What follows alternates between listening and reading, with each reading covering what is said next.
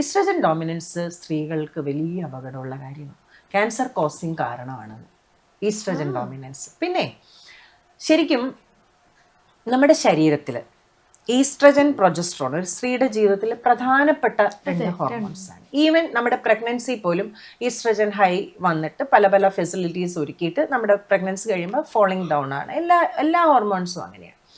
അപ്പം നമ്മുടെ സിസ്റ്റം ശരിയാണെങ്കിൽ ഈ ഹോർമോൺസ് എല്ലാം നമ്മുടെ ശരീരത്തിൽ ആവശ്യമുള്ളപ്പോൾ പ്രവർത്തിക്കും. ആവശ്യം കഴിയുമ്പോൾ അവർ അതിനെ ലോ ആക്കി നാച്ചുറലി കൊണ്ടുപോകും. പക്ഷേ നമ്മൾ എപ്പോഴെങ്കിലും സപ്ലിമെൻറ്റ്സ് കഴിക്കുകയോ ഈസ്ട്രജനെ പിന്നെ ഡോമിനൻസ് ഉണ്ടാക്കുന്ന തരത്തിലുള്ള ഭക്ഷണം, മേക്കപ്പുകൾ, നമ്മൾ പല കാര്യങ്ങൾ ചെയ്യുമല്ലോ. ഈ നമ്മുടെ എൻഡോക്രൈൻ റിസപ്റ്റേഴ്സ് ആയിട്ടുള്ള കാര്യങ്ങൾ ചെയ്യുന്നു, ഡയബറ്റിക്കിന് മരുന്ന് കഴിക്കുന്നു, അല്ലെങ്കിൽ നമ്മൾ ഒബിസിറ്റി കാരണം ഇങ്ങനെയെല്ലാം വന്നു കഴിയുമ്പോഴത്തേക്കിന് നമുക്കുണ്ടാകുന്ന ഹോർമോണൽ ഇംബാലൻസസ് മൊത്തം നമ്മുടെ ബ്ലഡ് സ്ട്രീമിൽ കിടക്കും. അപ്പോൾ അങ്ങനെ ബ്ലഡ് സ്ട്രീമിൽ ഹോർമോൺസ് എക്സസ് ആയി കിടക്കുന്നതിനെ ബോഡി നീക്കം ചെയ്യണമെന്നുണ്ടെങ്കിൽ ഒരേ ഒരു വഴി ലിവറിലൂടെയുള്ളൂ. ട്രൂ വാട്ടർ കോമ്പൗണ്ട്സ് ആയ ബൈലും യൂറിനും.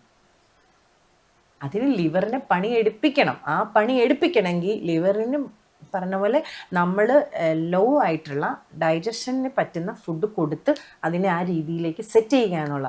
അത് രസം എന്ന് വെച്ചാൽ നമ്മളിങ്ങനെ തലോടിയാൽ തന്നെ ഒന്ന് വഴങ്ങിത്തരുന്ന ഒരു ഓർഗനാണ് ലിവർ. റീജനറേറ്റ് ചെയ്യുന്ന ഒരു ഓർഗനാണല്ലോ.